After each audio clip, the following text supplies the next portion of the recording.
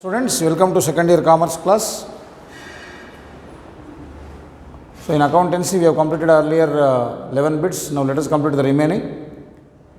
We are still in consignment chapter. The 12th bit is overriding commission. Overriding commission is the commission paid by consignor to consignee when a new product is launched by the consignor in the market, or when consignee sells a product higher than the invoice price of the product. For example, I am the consignor. I asked my agent to sell this marker at 50 rupees. That is called invoice price. Invoice price is the price quoted by the consignor, instructing the consignee to sell at that price. So I asked my consignee to sell this marker at 50 rupees. But taking the advantage of the market conditions, my consignee sold this marker at 60 rupees. That means 10 rupees above the invoice price. Then what I do?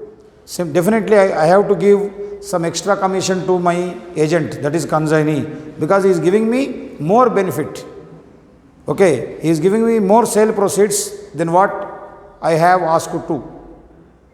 मैं इसको 50 रुपये में बेचो बोला था, उन्होंने 60 रुपये में बेच रहा, सो 10 रुपये मुझे ज़्यादा फायदा दे रहा हूँ, तो इसलिए उसमें से थोड़ा पैसे मैं और consignee को देता हूँ. That is called overriding commission. It is given in two conditions.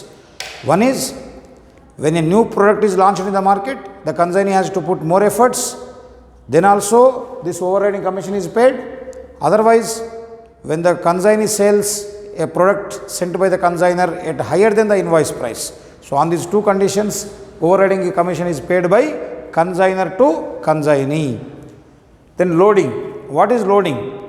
Excess price involved in goods sent on consignment is called loading. Excess price involved in goods sent on consignment is called loading.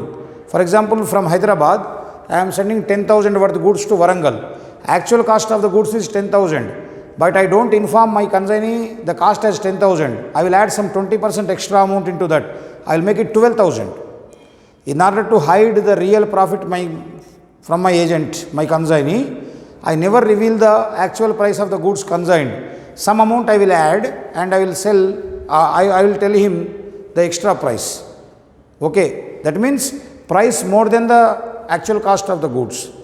So when consignor is adding some extra price into the goods sent on consignment, it is called as loading. Then normal loss. Normal loss is the loss which arises due to the nature of the product, which cannot be avoided by any type of efforts. The loss which arises according to the nature of the product, which cannot be prevented by any measure. For example, leakage of water, petroleum, kerosene. When these are transported from one place to another place, definitely there is certain amount of loss. कुछ भी करो आप उसको नहीं रोक सकते. So the loss which occurs due to loading and unloading, due to transportation, leakage, evaporation, all such losses are called as normal losses. Okay. Then comes abnormal loss. Abnormal loss is a loss which arises, which occurs due to the negligence or carelessness of the owner of the goods. Okay, if measures are taken, it can be prevented, like damage, theft. Okay, because you have not locked properly, you have not taken proper measures of security, the goods are being stolen. Because you have not taken proper care while transporting them from one place to another place, the goods may get damaged. Proper packing is not done. So the loss which arises due to the negligence of the owner of the goods, such as theft, okay, or say damage, is called as abnormal loss. Then non-trading concerns. The organizations which work for service motive are called as non-trading concerns. Capital expenditure. The expenditure incurred to buy the fixed assets of a business organization is called as capital expenditure, whose benefit is derived more than one financial year. Example, purchase of computer, purchase of furniture, purchase of land, construction of building are the examples of capital expenditure. Means एक बार खर्चा लगाए तो उसका फायदा आपको बहुत सालों तक रहता. So the expenditure incurred to buy the fixed assets of a organization is called as capital expenditure. Revenue expenditure. The expenditure incurred in a repeated manner, in a recurring nature, is called as revenue expenditure, whose benefit is limited to only one financial year. Like payment of rent, salaries, wages और other overheads जो आपको बार बार करना पड़ता। Okay, एक month salary पे करके पूरा 2 साल 3 साल काम करो बोले तो एम्प्लॉय काम करता क्या? So you need to pay salaries every month. You have to pay electricity bill every month. You have to pay internet bill every month. You have to pay rent every month. So the expenditure which you have to repeatedly incur is called as revenue expenditure, whose benefit is limited to less than 1 financial year. Okay, that is called revenue expenditure. Then comes legacy. Legacy is the amount received by a non-trading concern as per the will of a person. कोई आदमी अपना property ऐसा distribute करना बोल के will लिखता, वसीयतनामा लिखता, तो उसमें बोलता कि मेरा प्रॉपर्टी में से 20% और 10% अमाउंट ये नॉन ट्रेडिंग कंसर्न को मिलना चाहिए, देना चाहिए बोल के उन्होंने लिखता, तो उसके हिसाब से एक नॉन ट्रेडिंग कंसर्न को पैसे मिलते। So legacy is the amount received by a non trading concern as per the will of a person. Deferred revenue expenditure means which is neither capital nor revenue. Okay, capital बोले तो बहुत साल तक benefit रहता, revenue बोले तो एक ही साल तक बेनिफिट रहता। डिफर्ड रेवेन्यू बोले तो the benefit of whose expenditure is not limited to 1 year but more than 1 year up to a period of 3 to 4 years is called as deferred revenue expenditure, which is neither capital nor revenue. So example of deferred revenue is heavy expenditure on advertisement. अब एक बार एक company के बारे में नहीं तो एक college के बारे में बहुत सारे पैसे खर्च करके वास्ट एक्सटेंसिव एडवर्टाइजमेंट दिए तो उसका फ़ायदा 2-3 साल तक रहता। That is called deferred revenue expenditure. Then subscriptions. Subscription is the amount paid by the members of a non trading concern in a periodical manner. Means every year the members of a non-trading concern have to pay some specified fixed amount to be continued as the members of that concern. So that is called as subscription.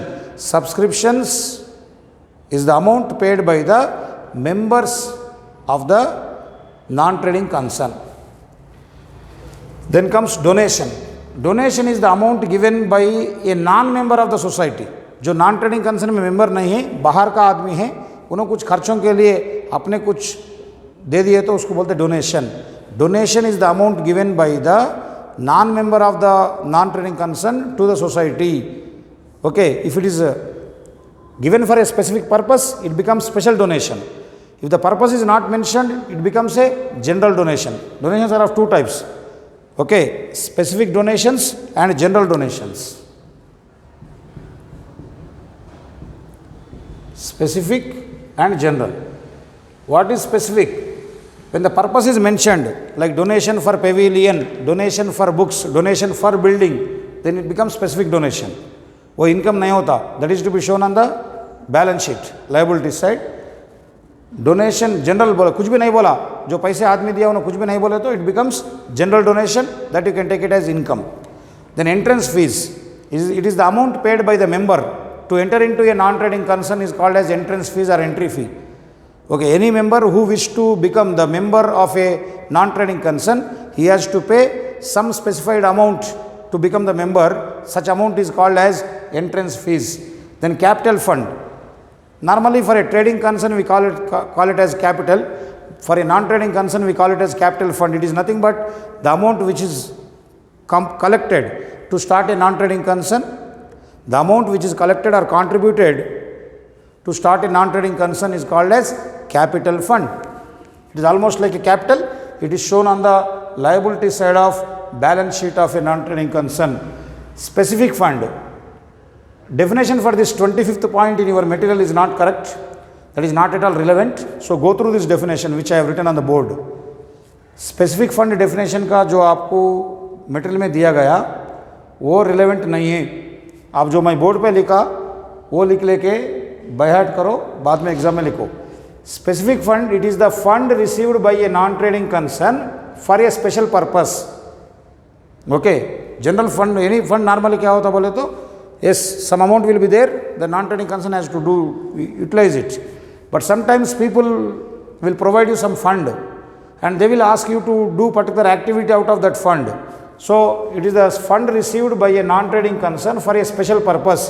It is a capital receipt, मतलब बार बार नहीं आता, एक ही बार आता है, and hence show on the liability side of balance sheet. Example, tournament fund. Okay. Then ratio of sacrifice. Ratio of sacrifice When do we calculate this?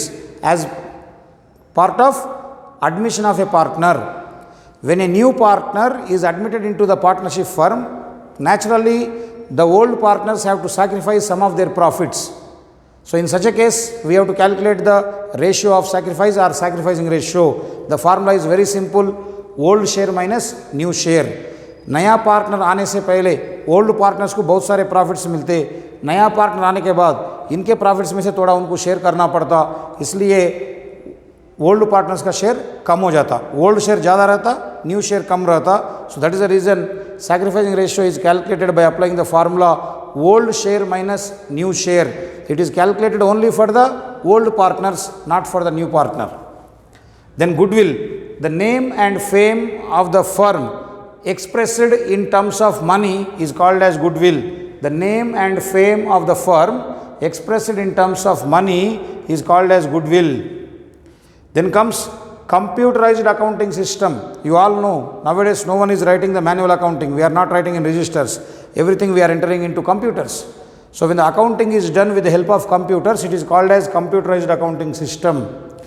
Then spreadsheet, Marg, Recon Expert, Saral Accounting, Tally, all are the specialized accounting packages.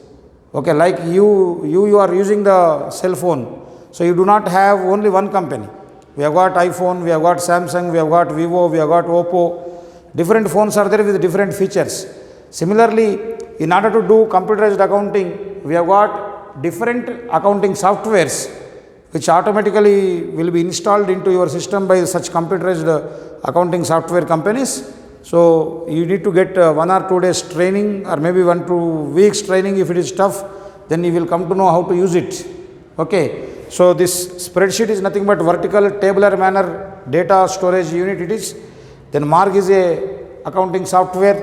Recon Expert is a accounting software again. Saral Accounting is also an accounting software. Tally is the most popular accounting software used by so many companies in the market.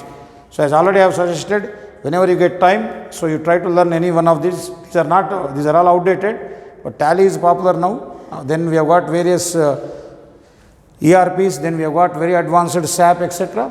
Okay, so go through these bits. Wish you all the best.